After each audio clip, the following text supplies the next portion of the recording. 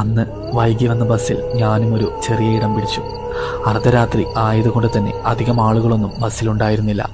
യാത്ര തുടങ്ങി ഒരു കാടിന് നടുവിലൂടെയുള്ള ഈ യാത്രയിൽ സുമതി വളവും താണ്ടി വേണം കടന്നു ചെല്ലാൻ എന്ന ഒരു ഉൾഭയം എൻ്റെ മനസ്സിൽ വല്ലാതെ ഉണ്ടായിരുന്നു. സുമതി വളവ് അറിയില്ലേ നിങ്ങൾക്ക്? സുമതി എന്ന ഒരു സ്ത്രീ മരണപ്പെട്ട വളവിനെ കുറിച്ച്. എന്നാൽ അങ്ങനെയല്ല, സുമതി എന്ന സ്ത്രീയെ നിഷ്ക്രൂരം കൊല ചെയ്യപ്പെട്ട ഒരു വളവ്. ഇവിടെ എനിക്കുണ്ടായ അനുഭവം ഭയങ്കരമായിരുന്നു. 2 കിലോമീറ്റർ മുന്നേ തന്നെ കണ്ടക്ടർ ഉറക്കി വിളിച്ചു പറയുന്നുണ്ടായിരുന്നു സുമതി വളവ് എത്താറായി എന്ന്. കൂടെ ഡ്രൈവറോട് കണ്ടക്ടർ ഒന്നുകൂടി പറഞ്ഞു. വഴിയിൽ ആര് കൈ കാണിച്ചാലും നിർത്താതെ വണ്ടി വിട്ടോളാൻ ഒരു ഉത്തരവ് പോലെ. ഞരമ്പിലൂടെ കുളിര് പടർന്ന ഒരു നിമിഷമായിരുന്നു അത്. അങ്ങനെ കാത്തിരിപ്പിനൊടുവിൽ സുമതി വളവെത്തി. പറഞ്ഞു കേട്ട പോലെ തന്നെ നിഗൂഢമായ എന്തോ ഒരു സൗന്ദര്യം അവിടെ മുഴുവൻ ഒളിപ്പിച്ചു വെച്ച പോലെ ഒരിടം. മൂങ്ങ കരയുന്ന ശബ്ദം ചെവിക്കുള്ളിൽ വരെ കേൾക്കാമായിരുന്നു. ഇവിടം കഴിഞ്ഞു കിട്ടാൻ മനസ്സിൽ ഉള്ളൊരുകി പ്രാർത്ഥിച്ചു.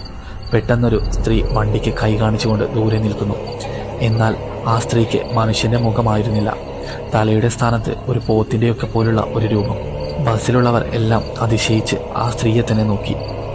വണ്ടി നിർത്താതെ വിടാൻ എല്ലാവരും ഒരേ സ്വരത്തിൽ പറഞ്ഞു, കൂടെ ഞാനും. എന്നാൽ പലവട്ടം ആ രൂപത്തെ താണ്ടി പോയിട്ടും വീണ്ടും വീണ്ടുമായി മുന്നിൽ തന്നെ വന്നു നിൽക്കുന്നു. എന്നാൽ വളവിന്റെ ഒരു അതിർത്തിക്കപ്പുറം ആ രൂപം അപ്രത്യക്ഷമായി.